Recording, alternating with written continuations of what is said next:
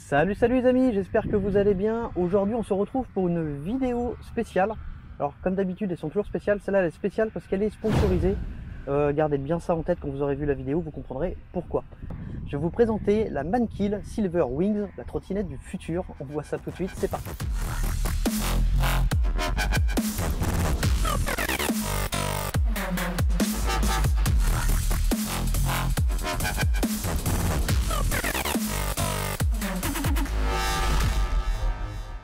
Avant de vous présenter cette fabuleuse trottinette, n'oubliez pas de vous abonner à la chaîne, c'est super important pour moi. Il n'y a pas longtemps, j'ai vu un commentaire de quelqu'un qui disait non mais on en a marre de tous ces appels à abonnement. Pourquoi on fait ça?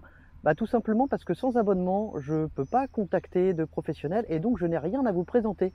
Les professionnels, eux, ce qu'ils veulent, c'est des vues et des abonnés. Donc voilà pourquoi j'insiste en début de vidéo. Et à la fin de la vidéo, il y a 50% des gens qui sont partis. Donc je vous le dis au début, si vous voulez soutenir cette chaîne, abonnez-vous, c'est tout ce que vous avez à faire, ça prend 30 secondes, même pas, et moi ça m'aide beaucoup. Alors, la Silver Wings de Mankill, c'est ce petit bijou. Alors, tout ce que je vais vous dire dans cette vidéo est issu de ce qu'on m'a dit, de ce que le fabricant m'a dit. Donc, comme vous pouvez voir, elle a un design très particulier, elle est dessinée par Porsche. Encore une fois, c'est pas moi qui le dis. C'est une trotte de 14 kg, de 350 watts avec un moteur à l'arrière, donc une propulsion. Un frein à disque à câble sur un disque de 120 mm. Donc pas de moteur à l'avant. C'est une trottinette qui est très légère. Elle fait 14 kg. Ah, ça pèse vraiment rien. Et par contre, ce qui est assez perturbant, c'est qu'au niveau du format, on n'est pas sur une toute petite trottinette. Elle fait quand même 114 cm de long, 115 de haut et 58 de large. Donc en fait, c'est une grosse trottinette citadine. J'entends bien citadine, hein, parce que grosse trottinette, forcément, il y a bien plus gros. On a une batterie d'une capacité de 7,8 Ah. D'après la fiche technique, ça permettrait de faire 35 km en roulant à 30 km/h. Je vais déjà mettre quand même un petit bémol dessus, vous ne pas à 35 km et vous ne roulerez pas à 30 km/h non plus. J'arrive pas à dépasser 25, voilà, au moins elle est réglementaire là-dessus, il n'y a pas de souci. Alors on va passer au display. Donc déjà au niveau des commandes, on n'a pas grand chose, on a un seul bouton qui est ici, qui permet d'allumer la trottinette en restant appuyé dessus longtemps. Voilà, là ça s'allume. On a un écran couleur, je ne sais pas si tu arrives à le voir. Voilà, on a un écran couleur qui nous donne quelques informations comme la vitesse qui est sélectionnée, le niveau de charge de batterie et le temps d'utilisation. On n'a pas le kilométrage, il n'est pas indiqué. Ce bouton là sert aussi avec un double appui à allumer les feux à l'avant. À l'arrière aussi. À l'arrière aussi. Et avec un triple appui, on a aussi un éclairage latéral. Alors vous le voyez clignoter à cause du sentiment de la vidéo, c'est une question de fréquence d'image. En fait ça clignote mais très lentement, pas du tout comme vous le voyez en vidéo. Ça doit se couper environ toutes les secondes et se rallumer lentement, c'est assez joli. Devant on a ces 4 magnifiques LED qui permettent d'éclairer à mon avis pas grand chose.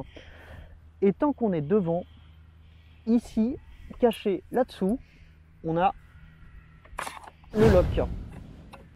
Alors le lock, il est assez simple. Hop, hop. Et on le rabat comme ça pour pouvoir la porter. Pour que ça puisse maintenir comme ça. Voilà. Le problème, hein, je vous le dis, c'est que ça brinque-balle un petit peu. C'est pas terrible. Par contre, le fait que le lock soit caché, et ben ça, c'est pas mal, je trouve. Voilà. Alors ici, vous avez le port de charge. Alors j'ai oublié de préciser, je vous ai parlé de la capacité, je ne vous ai pas parlé du voltage. C'est une 36 volts, donc un chargeur de 42 volts, 1,5 ampères, donc une charge complète en 4-5 heures à peu près. Voilà, donc le port de charge est ici. Elle est IP54. Au niveau des suspensions, on a des suspensions de compétition, c'est-à-dire la même chose que chez Rion, c'est-à-dire qu'il n'y en a pas. Ça nous permet d'avoir une trottinette super légère et ça c'est pas mal. Et bien écoutez, maintenant on va faire les tests traditionnels, c'est-à-dire le slalom, le test en côte, qu'est-ce qu'on a encore? Le test en vitesse lente, et puis on va voir si on peut incliner dans le virage comme d'habitude, bon, sachant qu'à 25 de toute façon on ne peut pas pencher des masses. Et bien c'est parti. Alors l'épreuve du slalom, on a des plots qui sont espacés de 2 mètres, et on a donc une distance entre cette ligne là et celle qui est là-bas de 12 mètres. Le but, c'est de le faire le plus vite possible. Bon, on va voir ce que ça donne. Allez, c'est parti. Alors, je précise, celle-ci ne fonctionne qu'en kickstart, c'est-à-dire qu'il faut que je la pousse pour la démarrer. 1, 2, 3, c'est parti.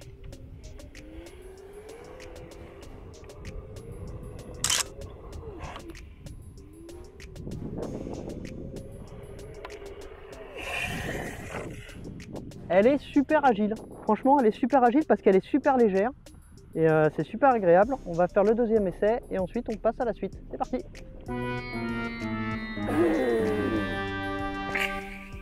Alors ça, c'est ce qui se passe quand on pousse pas assez fort. Bah ça démarre pas. Alors on recommence. Bon. Allez, on y croit. 1, 2, 3.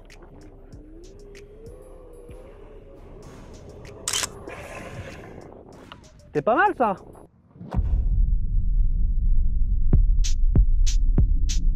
Mais démarre toi. Il faut vraiment pousser fort pour la démarrer, ça c'est pénible. Bon, on va passer à la suite.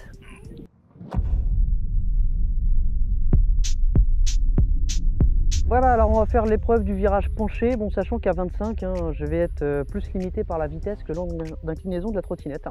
Allez, c'est parti.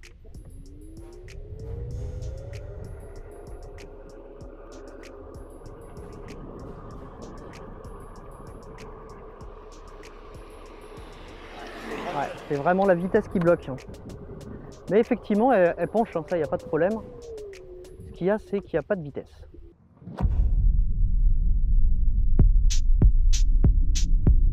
Alors avant d'arriver jusqu'à l'épreuve de la côte, je vais déjà vous faire part de mes premières impressions là-dessus.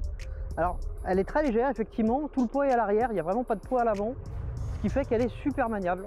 Ça, rien à redire.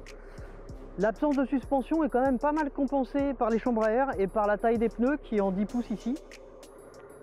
Au niveau de la vitesse de pointe, donc comme je vous disais, on n'est pas à 30 km/h, on est bien à 25. Bon, ce qui est pas mal, de toute façon, la loi dit 25, donc ça suffit. Moi, ce qui me fait un petit peu peur, c'est les 7,8 ampères d'autonomie. Voilà, on a fait une dizaine de kilomètres, il me reste déjà 3 bûches. Donc ça risque d'être un petit peu juste. Sinon, elle se conduit très facilement, vraiment d'une main, et ça, il n'y a pas de souci. Le frein, bon, c'est un frein à câble, mais en même temps, à 25, on n'a pas besoin d'hydraulique, il fait le taf. Le deck est assez agréable. Il n'y a pas de jeu. C'est vrai que le lock fait bien son boulot. Alors maintenant, aspect négatif, déjà le démarrage en kickstart obligatoire, moi je suis pas fan. Mais surtout, on a une latence sur la gâchette d'accélération, aussi bien à l'accélération qu'à la décélération. C'est-à-dire que quand vous appuyez pour accélérer, elle n'accélère pas tout de suite, il y a un petit temps. Et quand vous relâchez l'accélérateur, il y a encore un petit temps avant qu'elle arrête réellement d'accélérer. Donc ça, il faut anticiper un petit peu, il faut s'habituer. Moi, j'aime pas beaucoup, mais bon, c'est comme ça sur pas mal de petites trottinettes. Alors c'est une trottinette qui sera vendue 579 € si je ne m'abuse. Et avec le code promo que vous allez pouvoir trouver en description, vous allez avoir 60 € de réduction. Alors là, les 36-37, c'est parce que je suis en pente, faut pas rêver.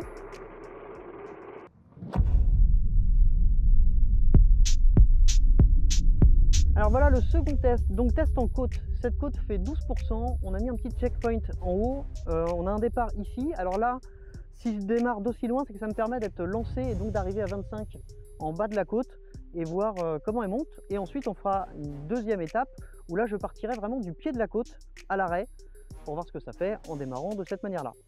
Et bah c'est parti, t'es prête? Ok, 1, 2, 3.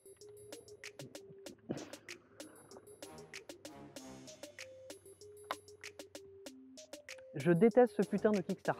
Alors on va la refaire parce que le kickstart là-dessus, je tiens à le préciser, il faut vraiment pousser comme un ouf avant que ça veuille bien démarrer. Là j'étais à 6 km/h, c'était pas suffisant. Donc on va recommencer. Allez, 1, 2, 3.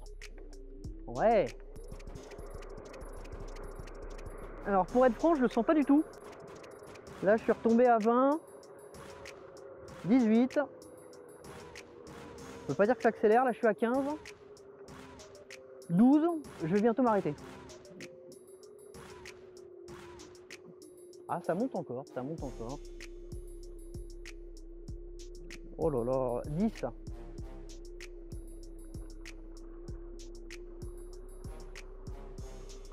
Bon.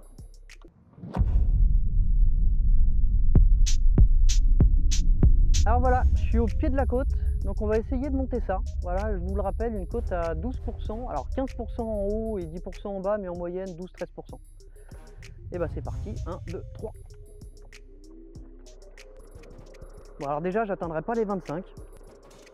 Je suis à 18, 17. Et voilà, ça commence à chuter. Ça va pas vite, hein. On va se faire doubler par les escargots. Bon, et bah ça grimpe quand même. Ça grimpe quand même.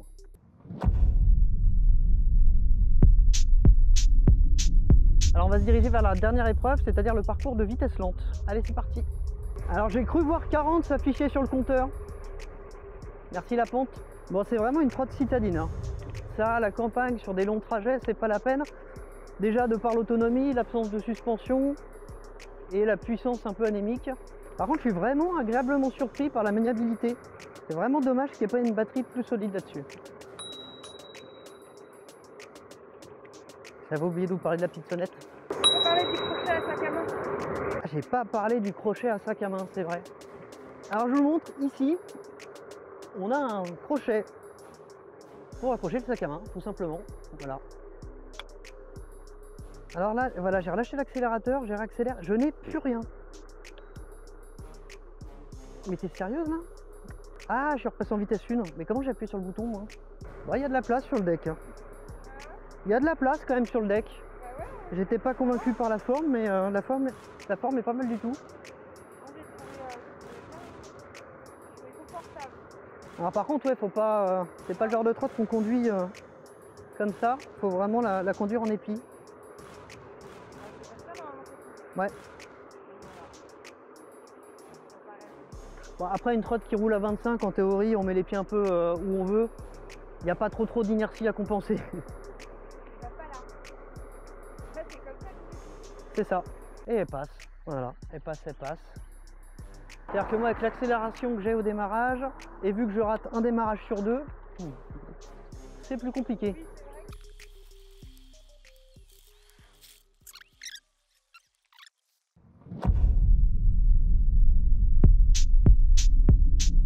Le parcours de vitesse lente, ouais, c'est un peu bizarre de dire vitesse lente, mais j'ai pas trouvé d'autre mot. Je pars d'ici, je vais là-bas, et le but c'est de mettre le plus de temps possible, c'est-à-dire de rouler le plus lentement possible pour voir un peu la stabilité de la trotte. Le truc, c'est qu'elle ne fonctionne qu'en kickstart, donc je suis obligé de la pousser, et avec la latence en plus, l'impulsion risque d'arriver un petit peu tard. Ça va être un petit peu compliqué. Bon allez, c'est parti.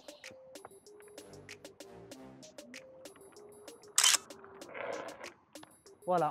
Voilà. Bah, en fait, on peut pas rouler vraiment lentement à cause de la latence et puis de l'accélération qui vient tard et qui est assez fort. Il faut vraiment jouer comme ça. Et ben, on va se faire le bilan.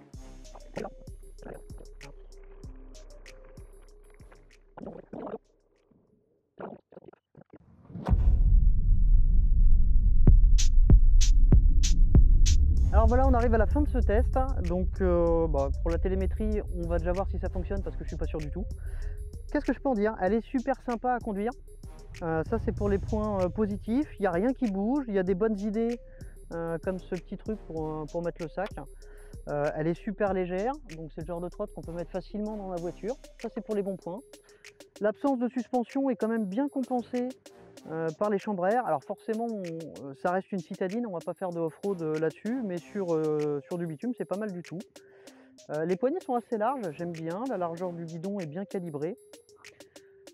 Le frein, il n'est pas fou, on va pas se mentir. Le problème c'est qu'il bloque la roue très facilement. Il n'y a pas de progression hein, dans le frein, c'est tout ou rien. Dans les reproches, il y en a quand même quelques-uns. La latence à l'accélération est pénible. Le kickstart se déclenche vraiment assez haut et un peu quand il veut. Donc faut pas trop compter là-dessus. Le lock planqué ici, alors ça c'est plutôt bien pensé. Le problème c'est que je trouve que ça bouge beaucoup quand on veut la transporter comme ça. Ça c'est vraiment pas rassurant. Par contre une fois locké, il est très efficace et assez simple à locker. Donc voilà, bon et mauvais point pour le lock. Bah écoutez, je pense qu'on a fait le tour de cette trottinette là. Donc je vous le rappelle, c'est une vidéo sponsorisée, bien entendu. vous pouvez avoir des réductions en dessous dans la description. Voilà, on a terminé pour ce petit test de la Silver Wings Futura Ride. Donc je rappelle que c'est une vidéo sponsorisée. Vous pouvez la trouver dans le lien que vous retrouverez en description, avec la réduction que vous retrouverez aussi en description. Vous pouvez retrouver Futura Ride sur Instagram, sur Facebook et sur leur site internet. Toujours tout ça en description. Vous pouvez aussi me suivre sur Instagram, c'est juste ici, vous abonner à la chaîne, etc., etc. Je voudrais faire un grand merci à ma femme qui est derrière la caméra aujourd'hui. C'est pour ça que c'est un petit peu plus dynamique que d'habitude. Et puis bah voilà, on a fait le tour. Donc prochain test, ce sera le Fido D2S. Et ce sera pour très très bientôt sur la chaîne. En attendant, salut salut! 1, 2, 3, 4.